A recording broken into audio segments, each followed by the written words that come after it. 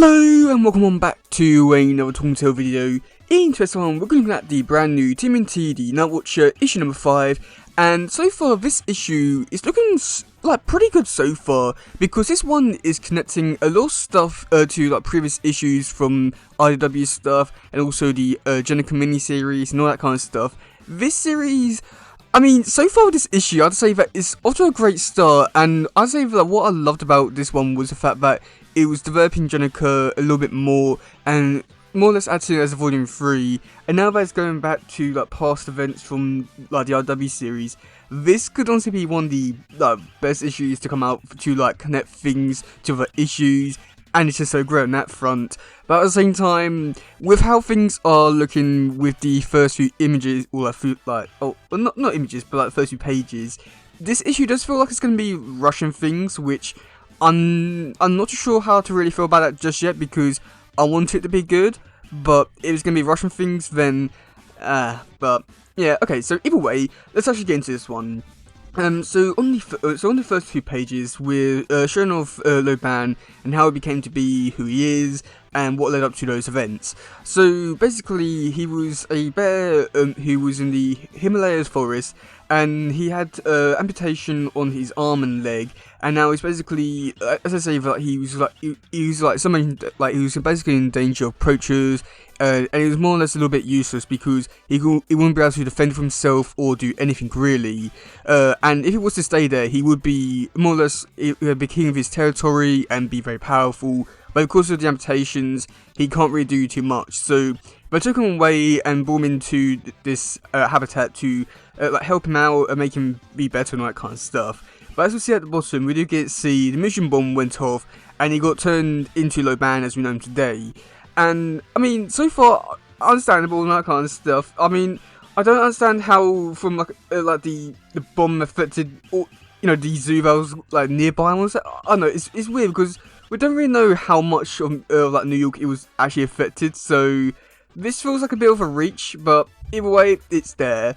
And that's when you get to the next page, was something which I was quite surprised at, and this was like the first main surprises for connecting things back to previous issues. We do get to see Jasper Barlow. He comes in and he's fixing up the bear, or Loban I should say, and I feel like this was the character we got to see like way back in when through 125 to 130 in George Jasper Barlow's patient room. I'm pretty sure there was like a bear character in there, so if that's the case, then I must admit that's actually pretty cool to like tie things all back together. That is really amazing. And we do get to see how he's seen what's name Loban. He's been at some people, and he gives Loban some equipment to help him become the person he is. And we do get to see him being like very brutal, just beating up people and taking control for the city. And I feel like overall for like a villain story, it's alright. And yeah, so that's when we do cut back to the present day stuff, and you get to see that Jenica's phone is buzzing, and it turns out that it's Jenica. It's Sheena that's phoning Jenica. And that's when Loban reveals a lot of information about Jenica, saying that he knows about Sheena being Jenica's girlfriend, and he got all this information from Lucia from the redemption story up from Jenica Volume 2, issue 4 to 6. And I must admit, that bit there was really great, just because it's just so great to see him tying things back together with old issues and characters which probably would never appeared again. So that's just amazing to tie things back together, which is just amazing. And that's when he just take off Jenica's helmet, and there's not really too much to that bit really either. But he goes on to say that basically because Jenica paid him a visit, he's going to repay it and going to go visit Sheena, which I wonder if Sheena might die or will leave Jenica, but we'll wait and see about that. But I'm not too sure, but I've got a feeling it's going to be one of those two options. And that's when you go over to the next page where Jenica says, "Oh yeah, don't you dare go over there." And Loban wants everyone to leave so that way they can fight. And he takes off his coat, and I must admit, it's actually really cool to see him in suspenders, saying they want to fight like animals. This is just going to be one of the best shots they've done so far. He just works really well with suspenders. I really want to see the suspenders a lot more. it surprisingly works really well for him. And this one do cut over to the next page, where we do get to see the fight.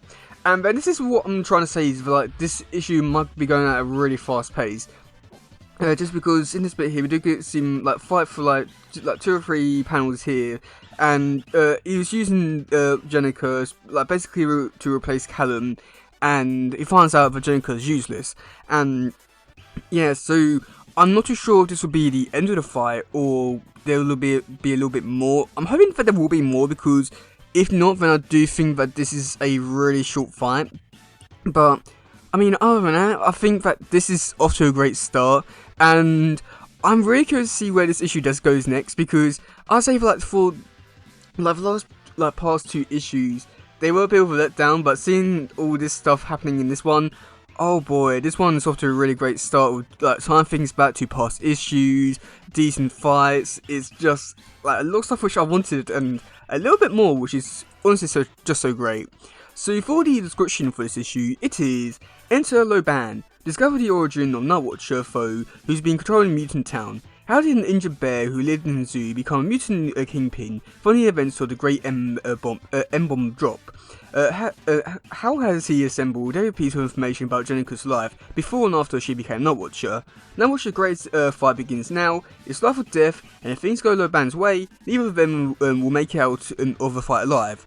So yeah, I mean, overall for the description, it's I'll say it's a pretty basic one, just everything revolving around this whole fight. So I'm really curious to see how much of this fight will be taken, if this fight will be like a very long one, or be a short one that goes into another fight, or anything along those kind of lines. But either way, I feel like this is off to a really great start.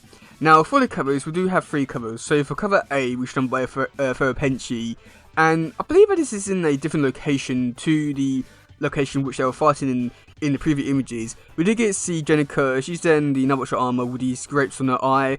I mean, that looks really cool. And then just Loban in a shadow format, standing over Jenica. I think that this one looks really great and amazing, and just making Loban look like a right menace. And if this, something like this happens in the actual issue, we could be off to a really great start here. And I just hope that this could be, I really just want this to be in the actual issue. I doubt it, but it would be so amazing if I do. And then for cover B, which is done by Genie Bar, we do get to see Jenica. She's on the settee, and Sheena's taking off the Nightwatcher helmet. I mean, there's not really so much to it other than that, but this is where I'm getting my theories from. Is I don't know if Sheena will either leave because Jenica lied to her and became Nightwatcher, or she might die. Either way, I thought there's going to be a lot of tensions in this one, and this could be an amazing scene. So, I feel like this is probably the bit which I'm most looking forward to the most, because I'm not too sure how things will go, which is possibly the more interesting aspect about this bit. And then for the 110 variant, which is done by John Lancry, we get to see Jenica just walking through the sewers, or running, I guess. I mean, either way, there's not very much to this bit here, and I feel like when you compare this one to the other covers, this one's not really as exciting, but I do really like the art style, and I'm liking how they are keeping one consistent artist, all the consistent artists for the series.